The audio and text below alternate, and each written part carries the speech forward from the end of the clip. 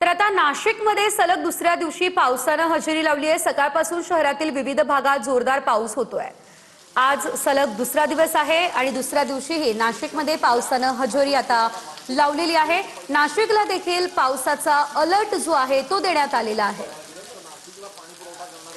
गेल्या अनेक दिवसांपासून नाशिककरांना ज्या दमदार पावसाची अपेक्षा होती तो दमदार पाऊस नाशिकमध्ये अखेर दाखल झालेला आहे। आज सलग दुसऱ्या दिवशी नाशिकमध्ये कोसळधारा बघायला मिळत आहेत आणि त्याच्यामुळे एक समाधानाचं वातावरण जे आहे ते खास करून ग्रामीण भागातल्या नाशिकच्या शेतकऱ्यांमध्ये बघायला मिळते। खरं तर मान्सून या वर्षी इतर वर्षीच्या तुलनेत थोडासा उशिरा दाखल झालेला आहे। जूनच्या पहिल्या आठवड्यात येणारा मान्सून आता जुलैच्या पहिल्या आठवड्यात दाखल झालेला आहे। नाशिकमध्ये जर धरणांची परिस्थिती बघायला गेलं तर नाशिकला पाणी पुरवठा करणाऱ्या गंगापूर धरणामध्ये सध्या फक्त 32% पाणी साठा आहे, जो मागच्या वर्षी खरं तर 60%च्या आसपास होता आणि त्याच्यामुळे कुठेतरी महापालिका प्रशासनाची चिंता या ठिकाणी वाढलेली होती।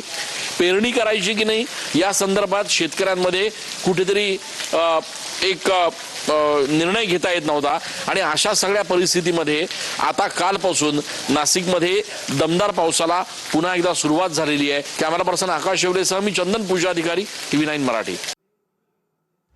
तर आपण पाहतोय नाशिक मधली ही दृश्य आहेत। सलग दुसऱ्या दिवशी पावसानं जोरदार हजेरी नाशिकमध्ये लावलेली आहे। एकंदरीत नाशिकमध्ये पाऊस उशिरा सुरू झालेला आहे। दमदार पावसाची प्रतीक्षा